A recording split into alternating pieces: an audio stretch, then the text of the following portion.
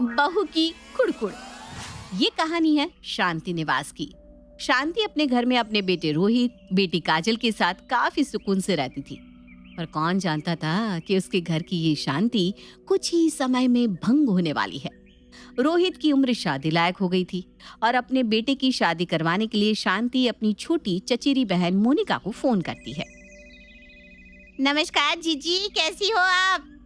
एकदम अच्छी हूँ मोनिका, तू बता तू कैसी है?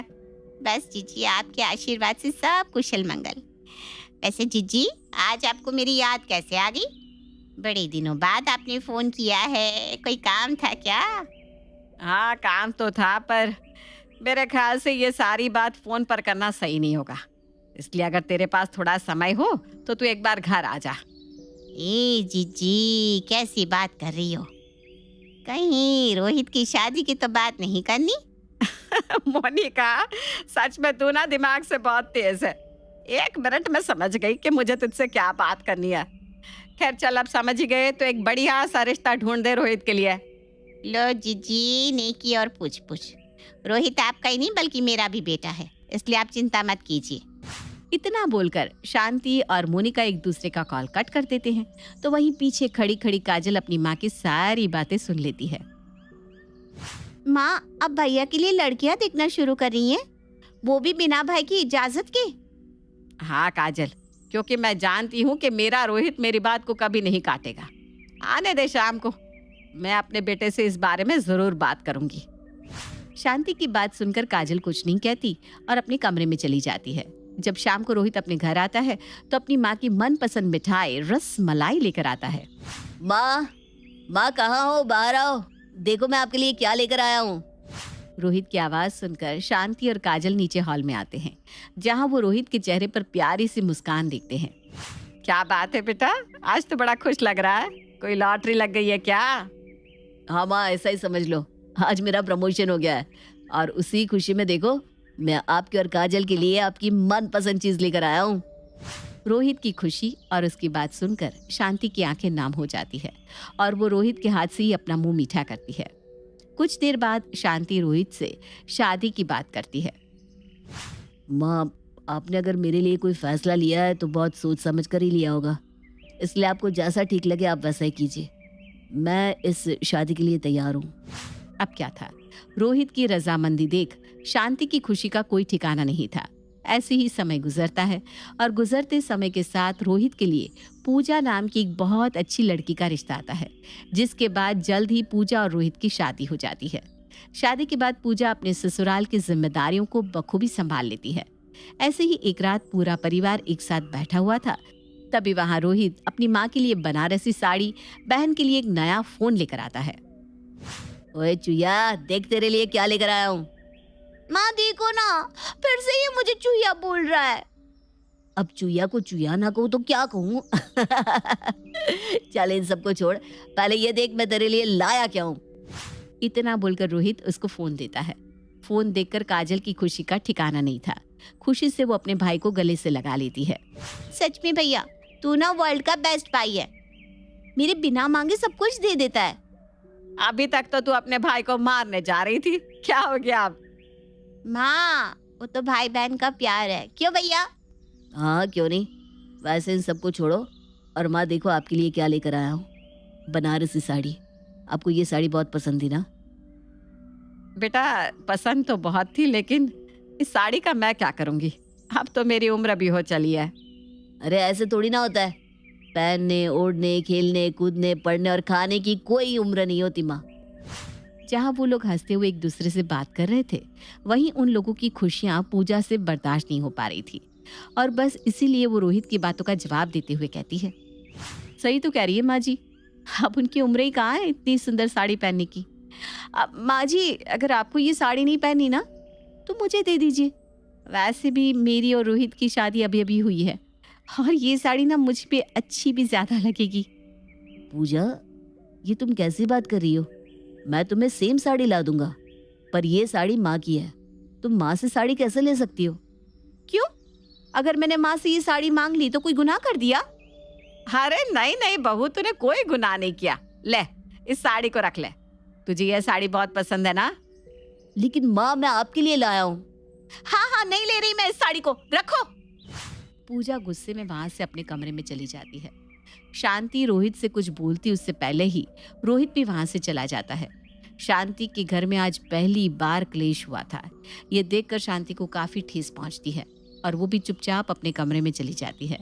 वही रोहित अपने हाथों में सोने का हार लिए अपनी पत्नी के पास जाता है और उसे मनाते हुए कहता है, सॉरी पूजा, अब ये देखो मैं तुम्हारे लिए क्या लेकर आया हूँ। मुझे नहीं देखना, जाओ यहाँ से। पूजा मान भी जाओ ना, एक साड़ी के लिए इतना ओवर रिएक्ट क्यों कर रही हो? और मैं तुम्हें दूसरी साड़ी दिला दूंगा ना, पर फिलहाल जो लेकर आया हूँ उसे देखोगी तो सच में तुम खुशी से फूल ही नहीं समाओगी। रोहित की बात सुनकर पूजा उसकी तरफ देखती है और उसके हाथ में सोने का हार देखकर खुशी से गले लग जाती है। वाह, सच में ये हार बहुत सुंदर है, पर मुझे वो साड़ी बहुत पसंद है। प्रॉमिस करो मुझे वो साड़ी दिलाओगे ना? प्रॉमिस प्रॉमिस, मैं तुम्हारे लिए वो साड़ी ला दूंगा, पर फिलहाल तो नॉर्मल हो जाओ। देखो सब उदास हो गए तुम्हारी नाराजगी देखकर। नॉर्मल ही हूँ मैं, पर आपको भी समझना चाहिए, अब माँ जी बूढ़ी हो रही हैं, उन्हें जरूरत नहीं है इन सब की। आप मुझसे वादा करो, अब आप माँ जी को कुछ भी महंगी चीजें लाकर नहीं दोगे, क्योंकि अब हमें अपनी फैमिली के बारे में भी तो सोचना चाहिए। आप इस तरह से कब तक अपनी बहन और माँ पर खर्च करते रहोगे? अगर यही रहा ना तो हम अपने बारे में कब सोचेंगे? ये तुम कैसी बात कर रही हो पूजा?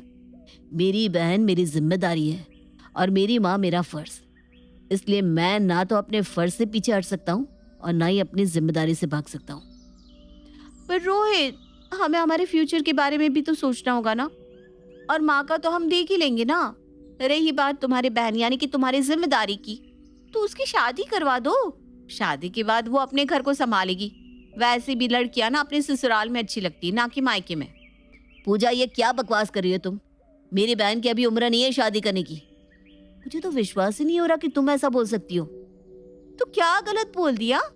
अरे अब उसकी शादी की उम्र हो चुकी है तो अपने घर जाएगी, अपने ससुराल को संभालेगी। यहाँ नागिन की तरह हमारे सीने पर अपना फन क्यों फैलाए बैठी है? पूजा की ये बात सुनकर उसे बहुत गुस्सा आता है। वो गुस्से में पूजा को एक जोरदार तमाचा जड़ देता है। ये देखकर पूजा अब जोर जोर से चीखते हुए रोने लगती है। तुमने मेरे ऊपर हाथ उठाया? अरे मुझ पर हाथ तो मेरे माँ बाप ने नहीं उठाया। तुम्हारी हिम्मत कैसे हुई मुझ पर हाथ उठाने की? मुझे इस घर में रहना ही नहीं है। या तो मैं इस घर से जाऊंगी या फिर मैं सुसाइड कर लूंगी। पूजा और रोहित के बीच में भयानक लड़ाई होने लगती है। उन दोनों की लड़ाई की आवाज सुनकर शांति और काजल रोहित के कमरे में आते हैं, जहां वो उन दोनों को इस तरह लड़ते हुए देखते हैं। रोहित, ये सब क्या हो रहा है तुम दोनों के बीच में? इतनी भयानक लड़ाई आज से पहले इस घर में कभी नहीं हुई बेटा। माँ, आपकी बहू का दिमाग खराब हो चुका है।